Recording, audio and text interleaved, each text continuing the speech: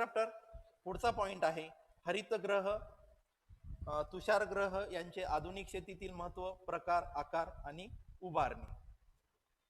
तर इथं mist chamber हा एक कन्सेप्ट वापरलाय. मिस्ट चेंबर म्हणजे काय, तर मिस्ट चेंबर म्हणजे तुषारग्रह. तुषारग्रहाचं काय इम्पॉर्टन्स आहे, frequently used for the cloning of forest species including medicinal plant and ornamental plant. हे तुषारग्रह जे आहे किंवा मिस्ट चेंबर आहे याचं मेजर इम्पॉर्टन्स आहे ह्युमिडिटी तिथं मेंटेन करून ठेवणं.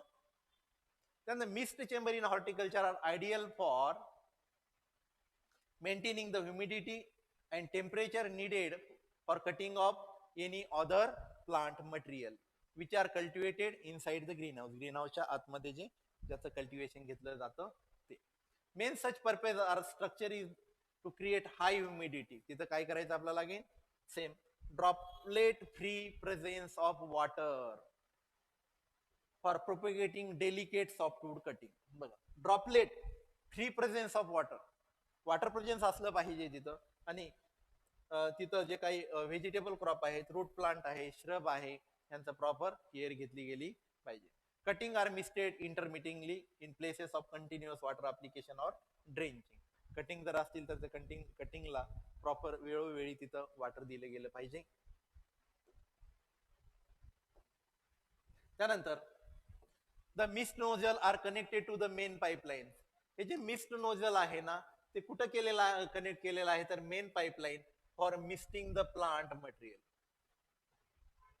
Plant material growing inside the growth chamber. कशा कुठं ते ग्रो केलेलं आहे, inside the growth chamber or structure. The mist chamber कसा असतो, 15 to 25 square metre sufficient for the nursery. एका नर्सरीला जनरली एवढ्या डायमेन्शनचा तिथं मिस्ट चेंबर असला पाहिजे. त्यानंतर फ्रिक्वेन्सी ऑफ मिस्टिंग. मिस्टिंगची फ्रिक्वेन्सी कशावर डिपेंड आहे ॲम्बियंट टेम्परेचर. तिथं टेम्परेचर कसं आहे, and type of plant material being propagated, कोणतं प्लांट मटेरियल आपण प्रोपगेट करण्यासाठी तिथं वापरणार आहे त्यावरती. त्यानंतर त्या मिस्ट चेंबर मध्ये millions of sapling can be produce annually in mist. Large scale वरती आपण काय करू शकतो, सॅपलिंगचं तिथं प्रोडक्शन घेऊ शकतो. त्यानंतर मिस्ट देताना स्प्रेच्या माध्यमातून दिला जातो. त्याचबरोबर दे offer suggestion four size, accessories and other input based on the plantation short and long term goal. आता सगळं काही कंट्रोल कंडिशनला चाललेलं आहे, त्यामुळे इच अँड एव्हरीथिंग तिथं काय केले जाते, मेंटेन केली जाते. The mist is leading, the true mist is leading mist chambers makers in India. एवढं लक्षात ठेवा फक्त ही line.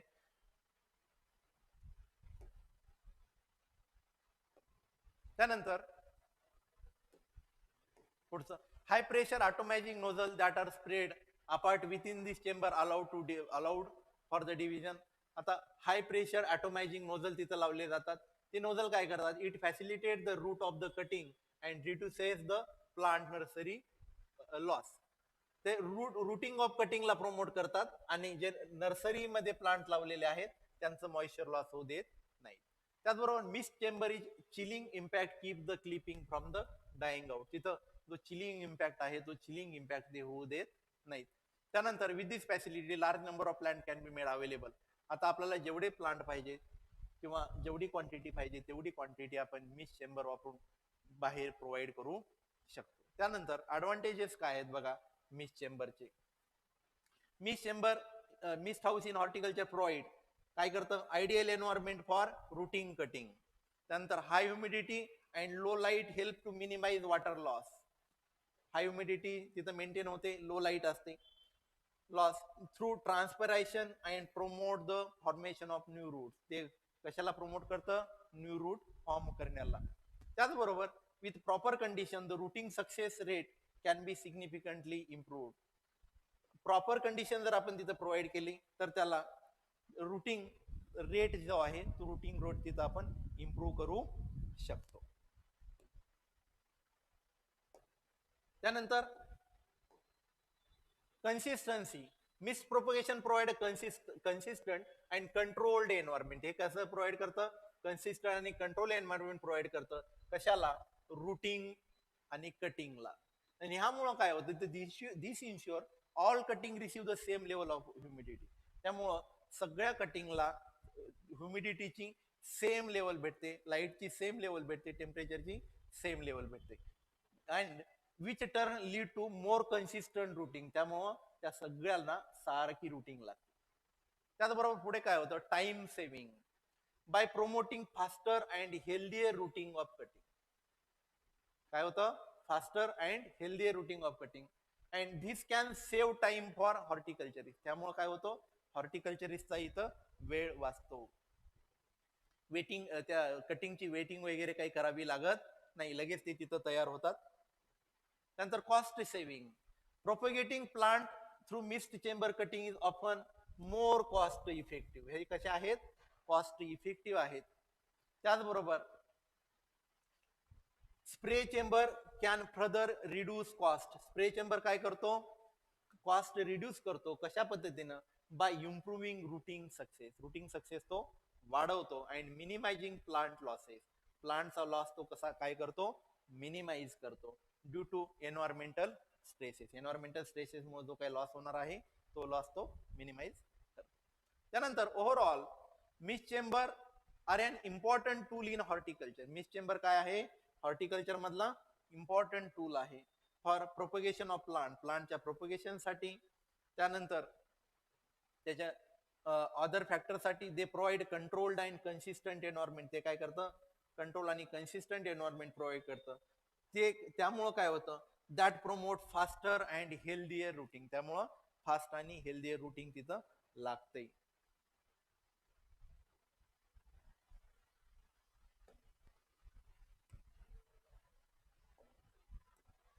देअरआफ्टर types of green house. Green हाऊसचे कोणते कोणते टाइप्स आहेत बघा. Green house green house structure of various types are used for crop production साठी. त्यानंतर although there are advantages in each type for particular application. प्रत्येक ग्रीन हाऊसच्या टाईपचा काय आहे, स्वतःचा एक ऍडव्हान्टेज डिसएडव्हान्टेजेस फॅक्टर आहेत. त्यानंतर different types of green houses are design to meet the specific need. जी काही स्पेसिफिक नीड्स आहेत ती स्पेसिफिक नीड्स मिटिगेट करण्यासाठी वेगवेगळ्या टाइपचे ग्रीन हाऊस काय केलेले आहे, तिथं डिझाईन केलेले आहेत. त्यानंतर कॅटेगरायझेशन कसे केलेलं आहे, based on shape, utility, material कोणतं वापरलेलं आहे किंवा कन्स्ट्रक्शन कोणतं केलेलं आहे, ह्या बेसिसवरती ग्रीन हाऊसचं तिथं कॅटेगरायझेशन केलेलं आहे. पहिला आपण पाहूया green house based on shape. Lean to type आहे, even span, uneven span, ridge and furrow, saw tooth, quonset type, interlocking type आणि ground to ground green house. हे सेपच्या अंडरमध्ये येणारे ग्रीन हाऊसच्या काही कॅटेगरी आहेत. त्याच्यामध्ये आपण थोडं फर्स्ट पाहूया lean to type.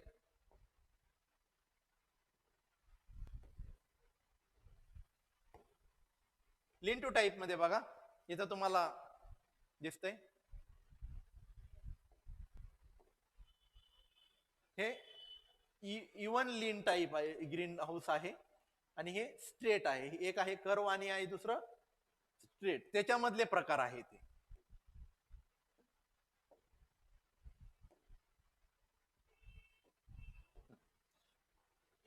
This greenhouse is used when greenhouse are placed against the side of the existing building.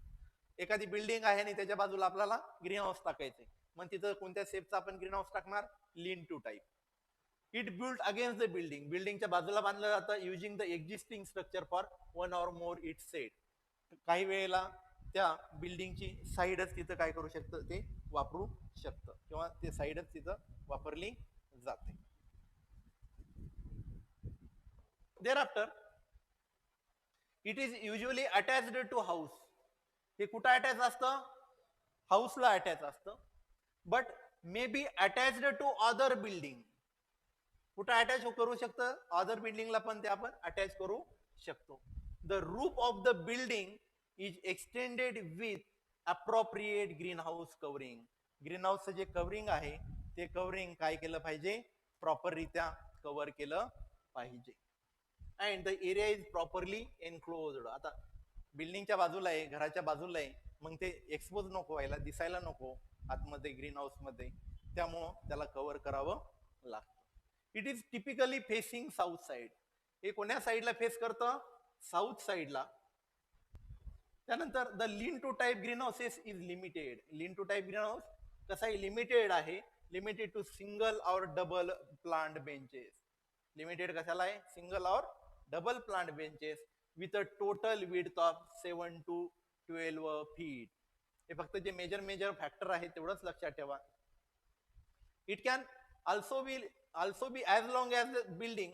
आता हे जी बिल्डिंगच्या बाजूला कन्स्ट्रक्ट केलंय त्या बिल्डिंग एवढंही ते लांब असू शकतं. And it should face the best direction for the adequate sun exposure. ज्या बाजूनं सनलाईट जास्त भेटणार आहे त्या बाजूला ह्याला एक्सपोजर दिलं जातं. ऍडव्हान्टेजेस काय आहे, it is usually close to available electricity, water and heat. हे क्लोज असलं पाहिजे कशाला, इलेक्ट्रिसिटी, वॉटर आणि हीटच्या जवळ. त्यानंतर हे युजली क्लोज जवळ असतं. It is list expensive structure. जास्त खर्च याला लागत नाही बांधण्यासाठी कारण ऑलरेडी बिल्डिंगची किंवा घराची एक साईड तिथं आहे. This design make the best use of sunlight. ही डिझाईन काय करते, सनलाईटचा बेस्ट यूज करते. And minimises the requirement of roof support. रूफचा जो काही सपोर्ट लागणार आहे तो सपोर्ट पण या ग्रीन हाऊस मध्ये काय होतो, कमी लागतो.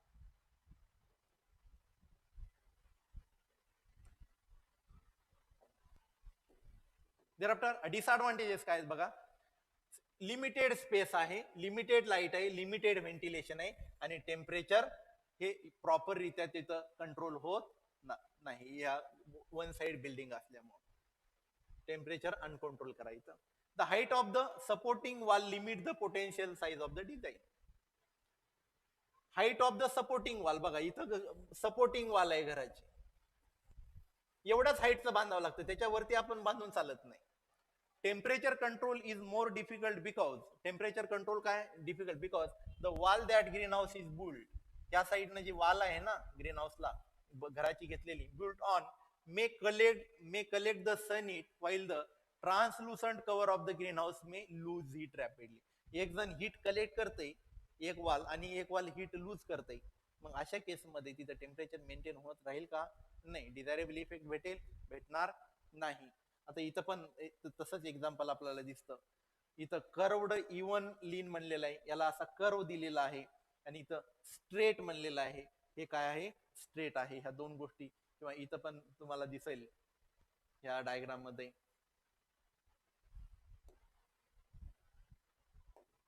thereafter पुढचा आहे even span type of green house. Diagram कडे बघा, हे सगळे इवन स्पॅन आहे. हा इवन स्पॅन आहे, हा इवन स्पॅन आहे आणि हा मल्टिपल स्पॅन आहे. ते स्पॅन काय मी एक्सप्लेन करतो. The even span is the standard type and full size structure. हे इवन स्पॅन कसं आहे, स्टँडर्ड टाइप आहे आणि फुल साइजचं स्ट्रक्चर आहे. The two roof slope are of equal pitch. हे दोन जे रूफचे जे स्लोप आहेत ना, हे इकडला आणि इकडला हे इक्वल असतात. हे आणि हे कसं आहे, इक्वल आहे, equal pitch and width. This design is used for the green house of small size. ही डिझाईन कुठं वापरली जाते, जो ग्रीन हाऊस कसा आहे, स्मॉल साईजचा आहे and it is constructed on a levelled ground. हा कुठं कन्स्ट्रक्ट केलेला आहे, लेवल्ड ग्राउंडला कन्स्ट्रक्ट केलेला आहे. It is attached to the house at one gable end. ह्या हाऊसला एका बाजूला काय असतो, अटॅच असतो and it can accommodate 2 to 3 row of plant and benches. हा 2 ते 3 रो मध्ये अटॅच केलेला जाऊ शकतो. thereafter the cost of even span greenhouse is more than the cost of lean to type. just a minute.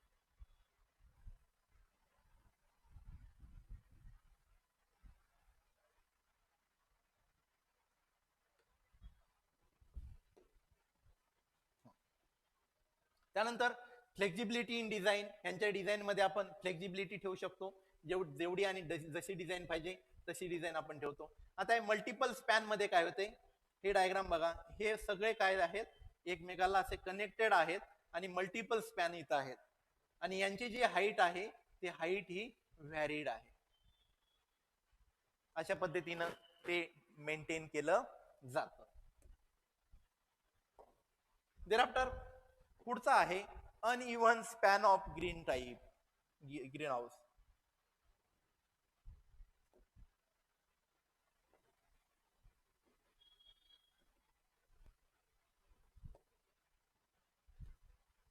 Uneven span मध्ये काय होतं,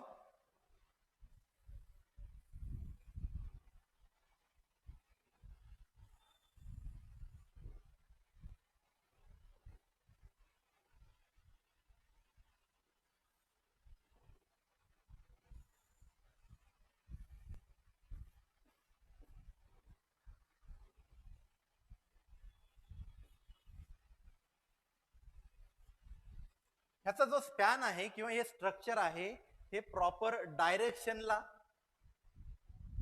set केलेलं असतं, परंतु आतमधली जी हाईट आहे ना ती हाईट ही व्हॅरिड असतं. काही वेळेला ती हाईट अशी असते, हळूहळू काय होत राहते, वाढते, किंवा काही वेळेला ती अपोजिट असते, हळूहळू काय होते ती कमी होते. आणि हे कुठं कन्स्ट्रक्ट केलं जातं, तर जिथं हिली एरिया आहे, सपाट लँड नाहीये त्या जागी. द रूप आर अनइक्वल विड, त्याचे जे रूप आहेत हे यांची विड्थ कशी आहे, unequal, make the structure adaptable to side slope of the hill. मग हे स्ट्रक्चर हिलच्या साइडला ऍडजस्ट होतील अशा पद्धतीनं बिल्ड केले जातं. त्यानंतर this type of green houses is seldomly used now in day, not adaptable to automation. ऑटोमेशनच्या प्रोसेसला हे अडॉप्टेड नाहीयेत.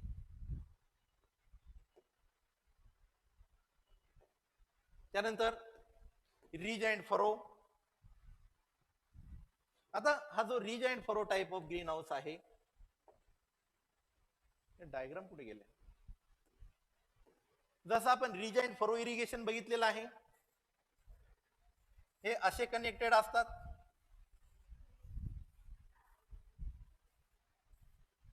असं स्ट्रक्चर काय होतं इथं फॉर्म होतं आणि आतमध्ये असं प्रॉपर फ्रेमवर्क दिलेलं असतं त्याला.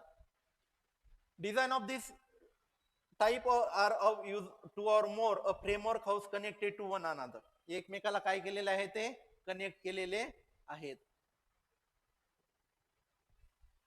along the length of the cave and the cave serve as a furrow or gutter. बघा हे जे आहे ना हे सर्व as a gutter.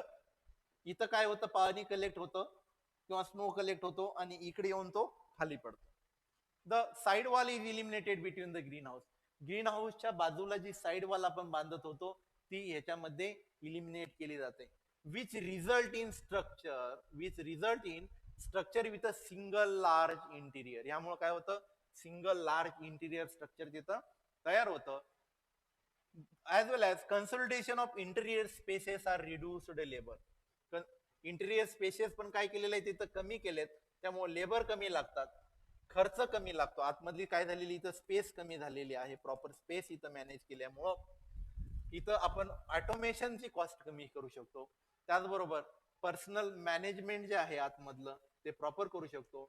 Reduces fuel consumption. फ्यूलचं कन्झम्पशन इथं कमी करू शकतो. म्हणजे समजा लाईट गेली आणि जनरेटरच्या साईनी ग्रीन हाऊस चालवायचंय, त्याचबरोबर हे जे वरचे रूप आहेत त्या वरच्या रूपवर आपण सोलर प्लेटही बसवू शकतो. As there is less exposed wall area through which heat escapes. इथं प्रत्येक स्ट्रक्चर एवढं टाईट असतं का कुठून हीट इस्केप होऊ शकत नाही. This are also similar to ridge and furrow. Ridge and furrow सारखं असतं, एक्सेप्ट काय, there is provision for natural ventilation. याच्यामध्ये नॅचरल व्हेंटिलेशनचं प्रोव्हिजन ठेवलेलं असतं. आता ते नॅचरल व्हेंटिलेशनचं प्रोव्हिजन कसं आहे, काय काहीतरी प्रॉब्लेम झालाय, it's okay, I will draw it, not an issue. सॉ टूथ म्हणजे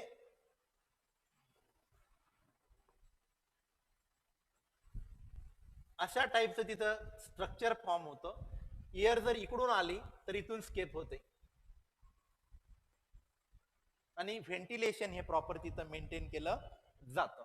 specific natural ventilation flow path develop a सॉ टूथ पॅटर्न. जशी करवत असते, करवतीच्या पॅटर्न प्रमाणे इथं डिझाईन मेंटेन केली जाते. त्यानंतर पुढचं आहे quonset type of green house. याच्यामध्ये महत्वाचं काय आहे, where pipes, arches and trusses are supported pipes purlin running along the length of the green house in one line. याच्यामध्ये डिझाईन अशी केलेली आहे का मॅक्झिमम फ्रेमवर्क स्ट्रक्चर हे पाईपचं किंवा ट्रसेसचं वापरलं जातं आणि इथं आर्क तयार केला जातो. In general the covering material used in this type of green house are polyethylene. Covering material कोणतं वापरलेलं आहे? Polyethylene. Such green houses are typically less expensive. हे कसे आहेत? लेस एक्सपेन्सिव्ह आहेत than the gutter connected and are useful when small isolated cultural area is required. Useful कुठं आहे ते? जिथं आपल्याला स्मॉल आयसोलेटेड कल्चर एरिया लागतो तिथं हे ग्रीन हाऊस युजफुल आहेत. The houses are connected either in free. बघा हे these green houses are connected either in free or standing style. म्हणजे फ्री म्हणजे ते स्ट्रक्चर थोडस ओपनली असतं. स्टँडिंग स्टाईल मध्ये ते स्टँडिंग पोझिशनला असतं. और arranged in interlocking ridges and furrow किंवा इंटरलॉकिंग रिजेस अँड फरो अशा पद्धतीनं ही ते स्ट्रक्चर इथं डेव्हलप केलं जातं. फक्त वरतून जी कव्हरिंग आहे ती कर्व लाईक असली पाहिजे.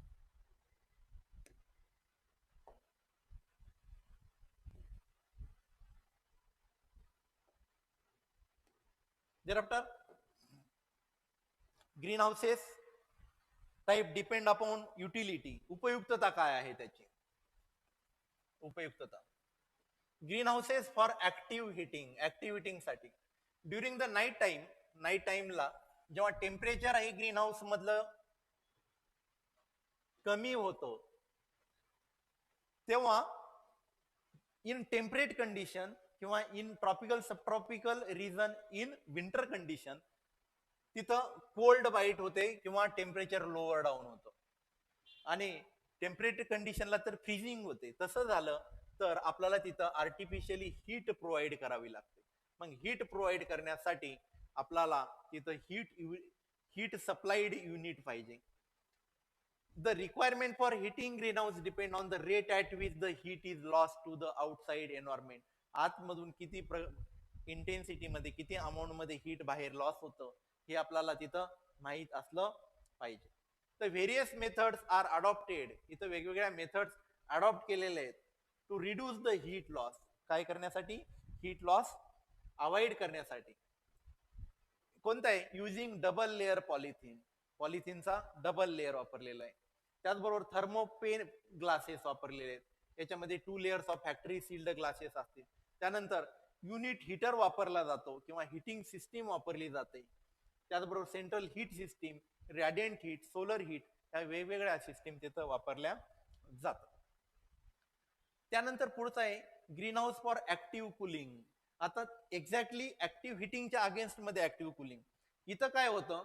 समर सीझन मध्ये एक्सेसिव्ह हीट तयार होते आणि ती जर हीट तशीच राहिली किंवा अँबियंट कंडिशन जर प्रॉपररित्या तिथं राहिली नाही तर आतमधले जे सीडलिंग आहेत ते सीडलिंग तिथं डॅमेज होऊ शकतात आणि त्या क्रॉपची ग्रोथ ही प्रॉपररित्या होऊ शकत नाही. हेन्स सुटेबल मॉडिफिकेशन तिथं केलेलं आहे are made in the greenhouse so that large volume of cooled air is drawn into the greenhouse.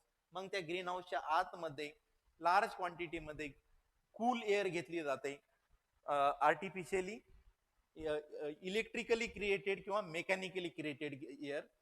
आणि त्यामुळं this type of green house either consist of evaporative cooling pad system. मग ह्या green house मध्ये काय असू शकतं? तर इव्हॅपोरेटिव्ह cooling pad system असेल किंवा फॅन आउट फॉग कुलिंग असेल. ते काय ते पुढे पाहू. This greenhouse is designed in such a way that it permit a root opening of 40% and some cases nearly 100%.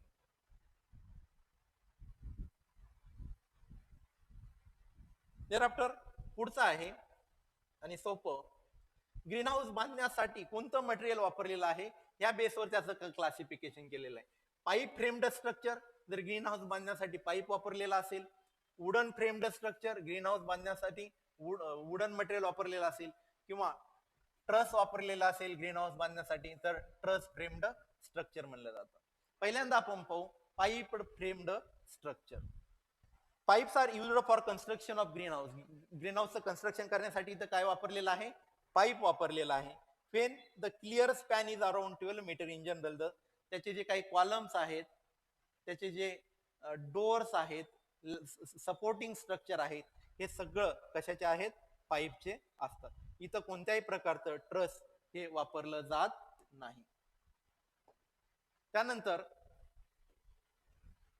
पुढचा आहे wooden framed structure.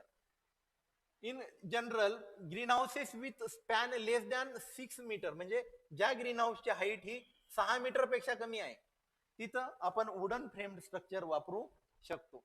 The side post and column are constructed. याचे जे साइड पोस्ट आहेत ह्या किंवा त्याच्या आतमधले हे जे कॉलम आहेत ते कशाचे बांधले जातात, वुडचे, without the use of truss pine. आतमध्ये कोणतंही ट्रश पाईन वापरलं जात नाही. Wood is commonly used and is inexpensive. ते काही महाग नसतं. And possesses the required strength. त्या वूड मध्ये काय असते, स्ट्रेंथ असते. त्याचबरोबर timber locally available with good strength, durability and machinability also can be used for the construction. आता हे जे टिंबर वापरणार आहे त्याची स्ट्रेंथ चांगली असते, ते जास्त ड्युरेशन पर्यंत टिकतं आणि त्याला आपण मशीननी व्यवस्थितरित्या काय करू शकतो, कट करू शकतो. Thereafter, next structure is truss framed structure. The in greenhouses, if the greenhouses span is greater than or equal to 15 meter, जर ग्रीनहाऊस ची हाईट 15 मीटर पेक्षा जास्त असेल तर तिथं आपण हे वापरतो, truss frame. Flat steel, tubular steel, angular iron welded together, हे सगळ्यांना वेल्डिंग मारली जाते टू फॉर्म अ ट्रस. काय तयार करण्यासाठी, truss, which encompassing rafters, chords and struts. आता हे एकमेकांमध्ये बोल्टनी वगैरे फिट केलेले जातात आणि ह्या वेटेड मटेरियल असतं. Struts are support member under the compression and chords are support member under tension. एवढंच लक्षात ठेवा, जिथं कॉम्प्रेशन प्रेशर आहे तिथं कोण सपोर्ट करतो, तर हा स्ट्रट सपोर्ट करतो, आणि जिथं टेन्शन आहे तिथं क्वाड सपोर्ट करतो.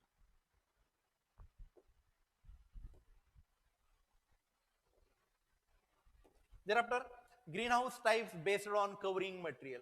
ग्रीन हाऊसला कव्हर करण्यासाठी कोणतं मटेरियल तिथं वापरलेलं आहे त्या बेसिसवरती ग्रीन हाऊसचं क्लासिफिकेशन केलं जातं. पहिला आहे glass green house.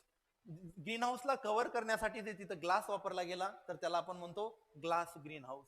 Only glass green houses with glasses as the covering material existed prior to 1950. नंतर glass is covering material. Advantages काय आहेत, ग्रेटर इंटिरियर लाईट इंटेन्सिटी.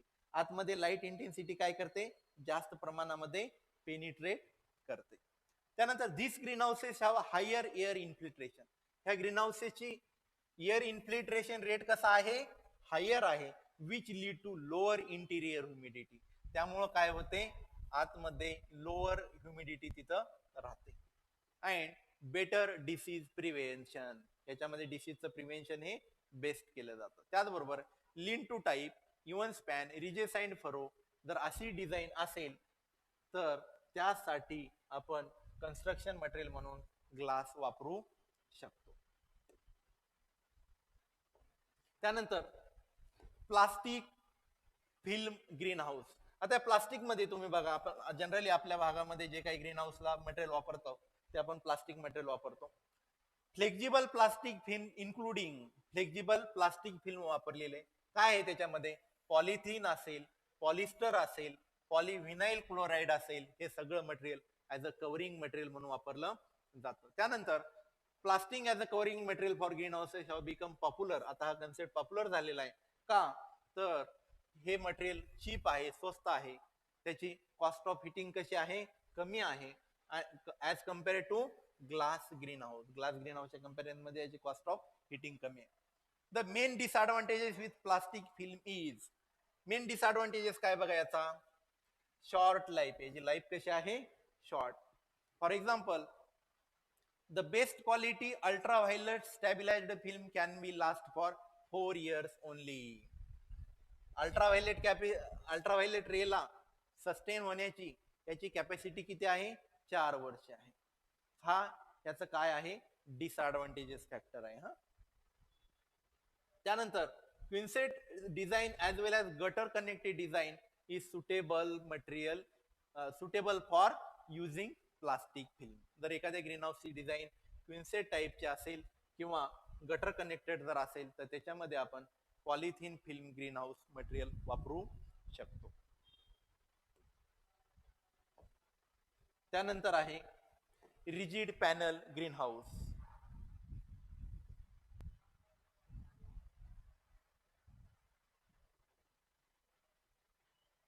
आता रिजिड पॅनल ग्रीन हाऊस मध्ये काय होतं, polyvinyl chloride rigid panel, fibre glass reinforced plastic किंवा acrylic पॉलिकार्बोनेट rigid material हे covering material म्हणून वापरलं जातं. कशामध्ये, क्विन्सेट टाईप किंवा रिजिड फॉर्म मध्ये. दिस मटेरियल इज मोर रेजिस्टंट. ह्यांच्यामध्ये रेजिस्टंट खूप जबरदस्त असतं.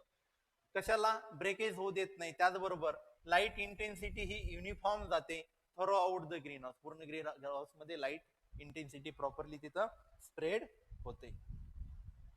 त्यानंतर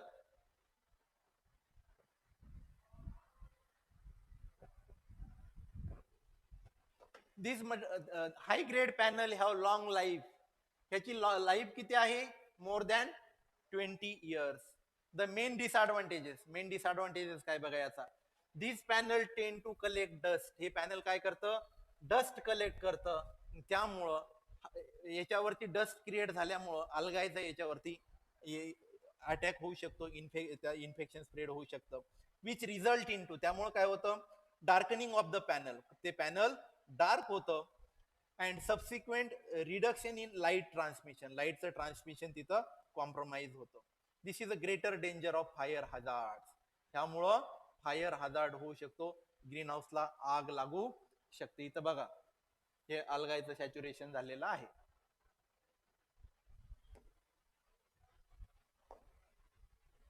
Thereafter, next one is greenhouse material based on the cost of construction. Cost of construction has a high cost, medium cost आणि low cost greenhouse.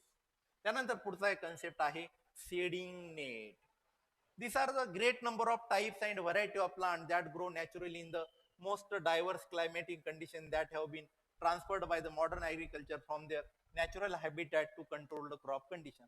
What does it mean by in one summation line is that का हल्ली modern horticulture आणि agriculture मध्ये large scale वरती वेगवेगळे crop असतील, त्यांच्या जाती असतील, हे आता कंट्रोल कंडिशन प्रोव्हाइड करून किंवा मायक्रो क्लायमॅटिक कंडिशन प्रोव्हाइड करून ग्रो केल्या जातात. Therefore condition similar to the natural ones must be created. मग नॅचरल कंडिशन जशी होती त्यांच्या ग्रोथसाठी, तशी कंडिशन त्यांना आर्टिफिशियल केसमध्ये प्रोव्हाइड करावी लागेल. Each type of cultivated plant must be given the specific type. प्रत्येक टाइप कल्टिवेटेड प्लांटला त्याची जी स्पेसिफिक टाईपची जी सेड आहे ती सेड तिथं आपल्याला प्रोव्हाइड करावं लागेल, ज्याच्यामुळं तिथं प्रॉपर लाईट इंटेन्सिटी त्याच्यापर्यंत पोहोचेल. The shading net fulfil the task of giving appropriate micro climate. आता हे शेडिंग नेट काय करते, प्रॉपर मायक्रो क्लायमेट प्रोव्हाइड करतं त्या प्लांटला.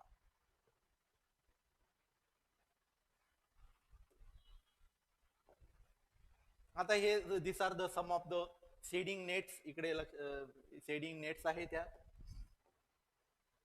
असे वेगवेगळे शेडिंग नेट वापरले जातात. त्यांच्यामध्ये असणारे पोर्स, स्पेस, त्यांची विविंग वेगवेगळे असते. त्यानंतर इथं seedling grown in shade net house. Shade net house मध्ये ग्रो केले बघा. वरती फक्त सन प्लेट्स लावलेले आहेत, सोलर प्लेट्स. त्यानंतर गटर कनेक्टेड ग्रीन हाऊस आहे, हे ऑलरेडी एक्सप्लेन केलंय. एकमेकाला त्यांनी काय केलेलं आहे, कनेक्ट केलेलं आहे.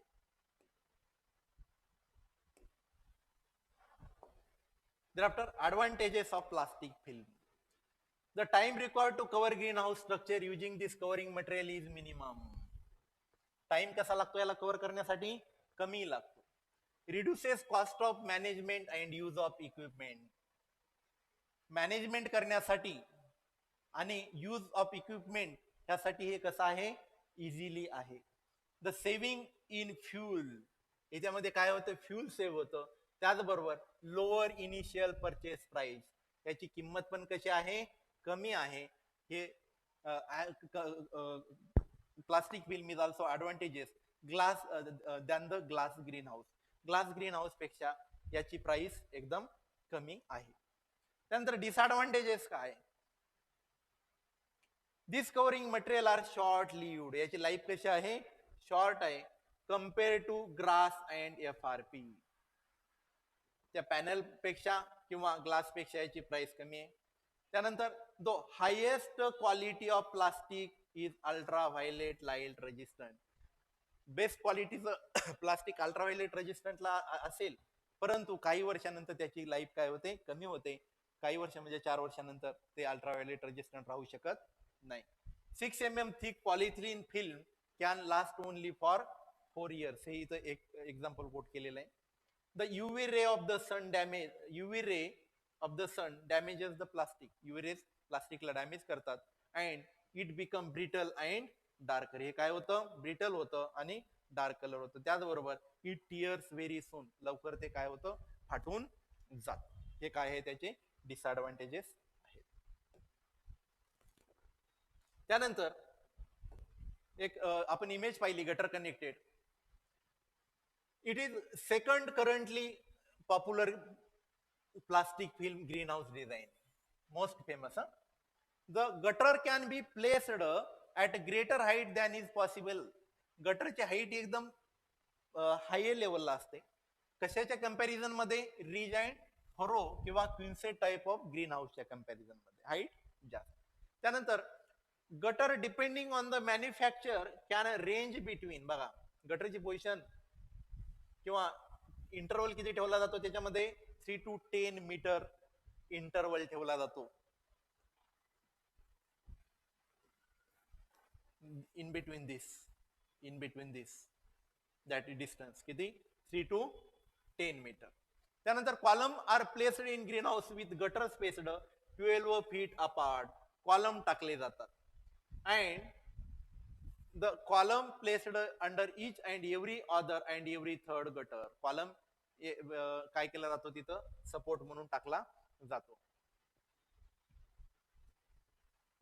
thereafter final point of this section, atmospheric humidity and atmospheric condition of the greenhouse. Greenhouse मध्ये कोणत्या कोणत्या गोष्टी आपण मॉडिफाय करतो? पहिला आहे air temperature. Efficient air temperature upon plant growth must be considered under 2 interrelated category. प्लांटला 2 वेगवेगळे टेम्परेचर लागतात. पहिलं लागतं डे टेम्परेचर आणि दुसरं लागतं night temperature. This distinction is well recognised by commercial green house grower. जो कमर्शियल ग्रीन हाऊस ग्रोअर आहे तो हे काय प्रॉपरली समजू शकतो. It is universal practice to operate green house with differential between range of air temperature maintained during the day and night. आता day and नाईटची condition ही वेगवेगळी आहे. डे अँड नाईटला असणारं एअर टेम्परेचर पण कसं आहे? वेगळं आहे. ते आपल्याला मॅनेज करावं लागतं व्यवस्थितरित्या. त्यानंतर difference in temperature is usually, जो नॉर्मल डिफरन्स असतो तो किती असतो? 5 to 6 डिग्री असतो. thereafter sunlight, second point. All plant require adequate light for the growth. Near about सगळ्या प्लांटला ॲडिक्वेट लाईट लागते कशासाठी? Growth. But they often require shade. त्यांना शेड पण लागते to protect them from scorching. Cross scorching होऊ न देण्यासाठी त्याला शेड पण प्रोव्हाइड करावी लागते. Most plants appear to require at least 100 foot candles of light to support growth. बघा मोस्ट ऑफ दी प्लांटला किती? 1000 फूट ऑफ कॅन्डल लाईट लागते त्याच्या ग्रोथ साठी. नंतर higher level improve growth up to 6000 to 10,000 foot candle. तर त्याची चांगली किंवा हायर लेवल ग्रोथ होऊ द्यायची असेल तर 6000 ते 10000 फूट कॅन्डल्स एवढी तिथं काय पाहिजे? त्याची लाईट इंटेन्सिटी किंवा सनलाईट तिथं प्रोव्हाइड केली गेली पाहिजे. Most vegetable and floral crop benefit by sunset. आता काही व्हेजिटेबल किंवा काही फ्लोरल क्रॉप आहेत ते शेडला काय करतात? फेवर करतात. त्यांना शेड हे सनलाईट पेक्षा जास्त फेवरेबल आहे.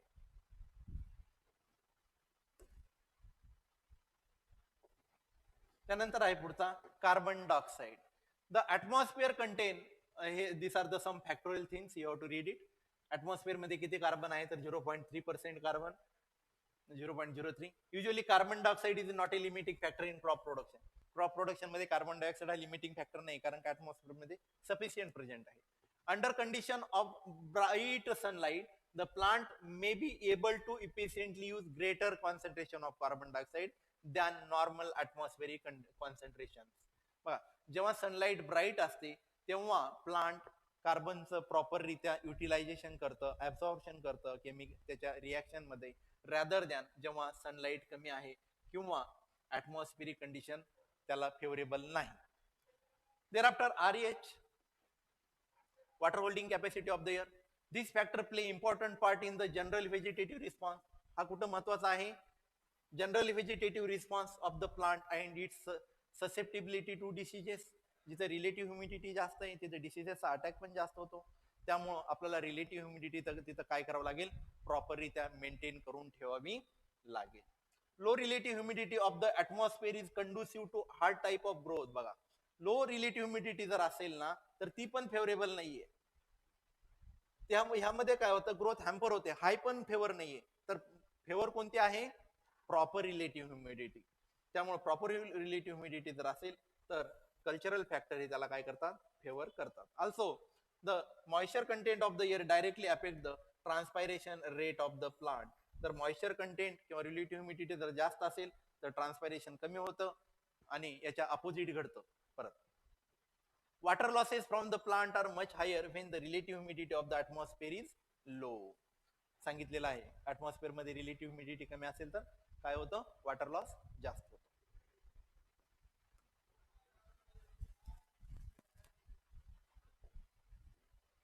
त्यानंतर wind. Wind is not a direct factor. हा डायरेक्ट फॅक्टर नाही ग्रीन हाऊस का? तर ग्रीन हाऊस स्ट्रक्चर असं डिझाईन केलेलं असतं का विंड जनरली इंटर करत नाही. Various fabric, tobacco, clothes, thereafter cheesecloth, coarse muslin are easily damaged by the strong wind. Sometimes it is necessary to use less desirable type of shade because of wind velocity. जिथे जिथे विंडचा problem आहे किंवा wind व्हेलॉसिटीचा problem आहे त्या केसमध्ये आपल्याला strong structure तिथं काय करावं लागतं? कन्स्ट्रक्ट करावं लागतं. For best result wind break should be constructed to reduce velocity of wind. त्या ग्रीन हाऊसच्या आजूबाजूला विंड ब्रेकर प्लांट लावायचे, ज्याच्यामुळे विंडची जी स्पीड आहे त्या स्पीडला तिथं काय होईल? ऑब्स्टॅकल तयार होईल. तर अशा पद्धतीनं हा लास्ट पॉइंट होता, हरितगृह, तुषारगृह यांच्या आधुनिक शेतीतील महत्व, प्रकार व आकारणी व उभारणी. तर इथून पुढे आपण उद्यान भाजीपाला आणि फुलाचं उत्पादन पाहूया.